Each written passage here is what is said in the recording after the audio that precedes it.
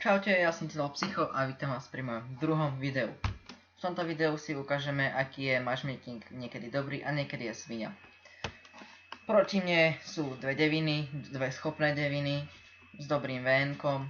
Jeden má 32 000 bitiek a druhý má 9 000 bitiek, čo je stále viac než mám ja. Potom tam majú ešte 59 000 hráča, ktorý má 59 000 hier. A ten není až taký dobrý, je taký priemerný, ale predsa 59 000 hier je 59 000 hier. A ako môžete vidieť, ten matchmaking mi tak prial, že taký matchmaking som v živote nemal. V živote som takýto dobrý matchmaking nemal, v ktorom by som si dal takú dobrú bitku, aby som ho tak využil. A vidíte, Lorraine píše, že Strange MM. To znamená, pre tých, čo to nevedia náhodou, takže veľmi silný matchmaking. A hlavne ďakujem za podporu od strany, zo strany klanu. Neviem, či sa na to niekto iný pozerá, ale ďakujem mu za 42-43 pozretí. A ďakujem hlavne veliteľovi, ktorý uverejnil na našej facebookovej stránke moje prvé video. Ďakujem, Mio. Tak, tu som sa rozhodol, že pôjdem na stred, lebo ja tam vždycky chodím na 154, ale to sa nedalo. Lebo tu prakticky zo všetkých strán bol niekto. Tak som to točil a išiel som sem na túto pozíciu. Tam chodím často s ťažkými tankami alebo nejakými stíhačmi, ktoré majú väžu. Oplatí sa tam ísť, keď máte buď dobrý pancier a neviete to tak dobre zahrať. Ak by ste si so mnou niekedy chceli zahrať chatu, tak napíšte mi do garáže, že čau, Total Psycho, chcem si s tebou zahrať chatu, alebo niečo na ten spôsob a ak budem mať čas, alebo ak sa mi bude chcieť, áno, ak sa mi bude chcieť, tak si s vami tú chatu veľmi rád zahrám. To môžeme troška zrýchliť. Presúvam sa do pozície, v ktorej ma prakticky sedmička nemá šancu prestreliť, lebo vždycky sa jej uhnem pred tou strelou, pokiaľ by som sa aj samozrejme nenatočil bokom. Ako som teraz rozmýšľal, keď som išiel cestou sem, tak som sa mohol ísť od začiatku, aby som si dal oveľa väčší damage, ale to nevadí.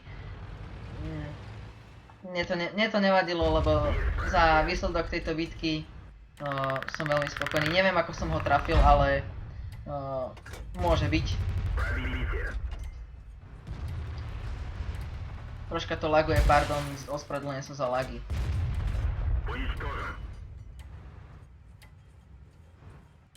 To IS-ko sa snažím tak, aby po mne nemohol strieľať a tak, aby mi videl iba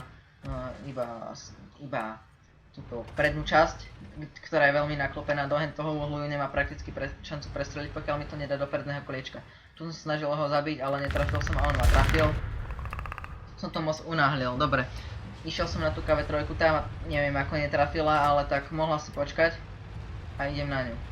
A nevšimol som si toho Šturera Emila, ktorý mohol som mať väčšiu šancu zahrať túto hru lepšie, keby som mal viac životov, akurát on mi dosť ubral a však uvidíte sami. Teraz, za chvíľku nejak, teraz. 486 životov, to je už skoro polovica dole z nových HPčok. Ding, krásny ding, tento sa mi strašne páčil. Po obvode celej veže. Dokončil som ho. Šturera Emila som si chcel dať, ale nepodarilo sa mi to. No nevadí. Bum, jedna. Chcel som si ho dokončiť, ale videl som, že na mňa mierí, tak som si to odzoomoval, dal som si na neho automatické mierenie, ale nestihol som to. Nemusel som vystreliť, ale nemám ešte také silné reflexy, aby som to pri stlačení ešte pustil, aby som náhodou nevystrelil. Ešte nie som fakt taký dobrý, predsa len mám iba 7000 bitiek, teraz mám troška viac, ale k recenzii videí.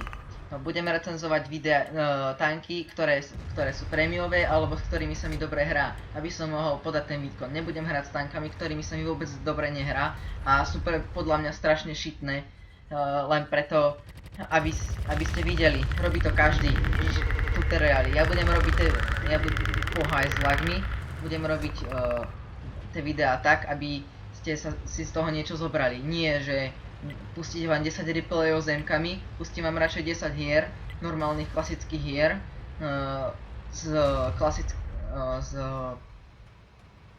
s normálnymi hrami, ako čo hrám live, ako budem replayovať, čo sa mi nepáči tie replaye.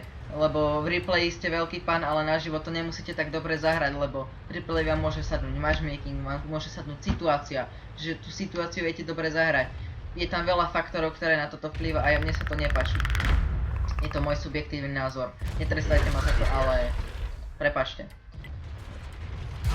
Môžete sa tešiť na ďalšie videá. Tie natočím ešte dneska a pretočím si ich. Tu strieľam. Toto bola asi najväčšia chyba, že som sa od tohto MX-30 nehal poškodiť hitom. Neviem prečo hitoval, kľudne keby si namieril, tak one. A teraz ho nedokočí, boom. Nevedel som, čo mám urobiť. Radšej som sa opravil, lebo predsa len môže ma zabiť. Tak rozhodol som sa, že si na ňa počkám. Ale nie, však čo, vystrelím a sranda musí byť. Prerašujem to. Teraz keby chceli, tak ma môžu zabiť. Úplne, mám 91 životov, s týmito životmi si dám ešte okolo 2000 damage a 3 killy.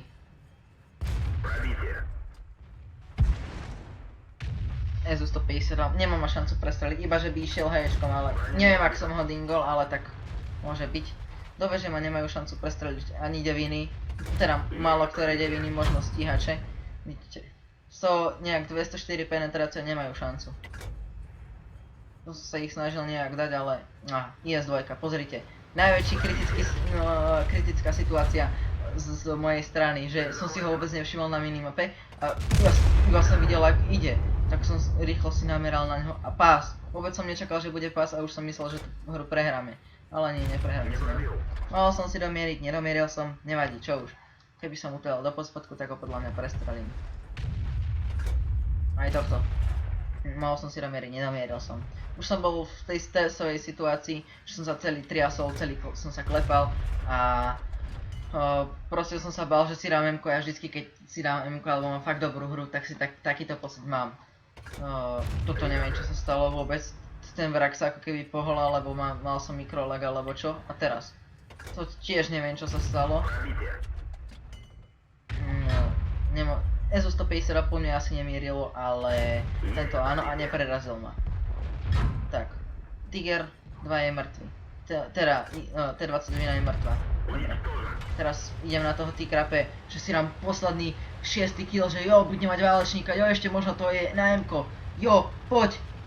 A takto som si to hovoril v duchu, že jo, ty kokos, toto musíme vyhrať. Ale ešte sme to stále nemuseli vyhrať. Tu som sa bál, že ma zabije do boku, tak som to rýchlo prerašoval. Len tak som náhodne vystrelil. Keby som si kľudne nabil hit, tak som ho mohol zabiť. Pozrite sa na tú minimapku, je tam IS-2, IS a Tiger P. Tiger P ubral tomu tej Tiger jednotke a IS-ko je 536 a dá mu za 400. By ho mal v pohode preraziť s tou penetráciou, ale nie. 360, už mu jednu ubral. Teraz budem počuť výstrel, teraz ho asi dingne. Už má len 100 životov, ja si domierim a boom. 6 kg, 5500 damage, tak nejako.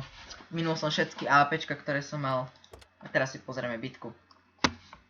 No, načítaj sa.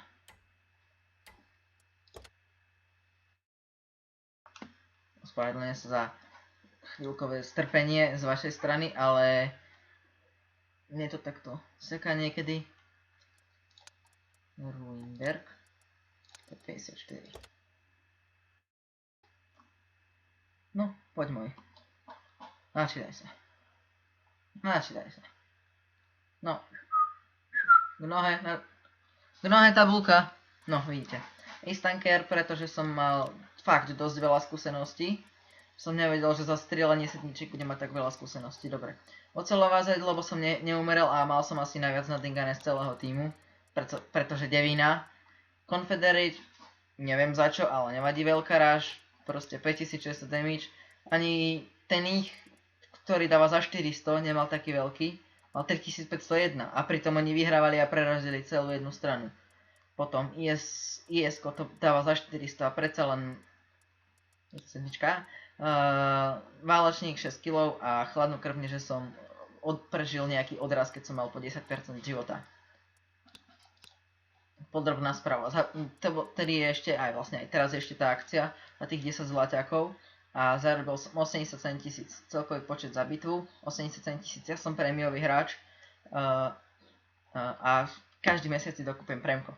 21 000 som zarobil a minul som iba 2 hity. 2 hity. Takže ďakujem, že ste si to video pozreli. Čaute, na budúce.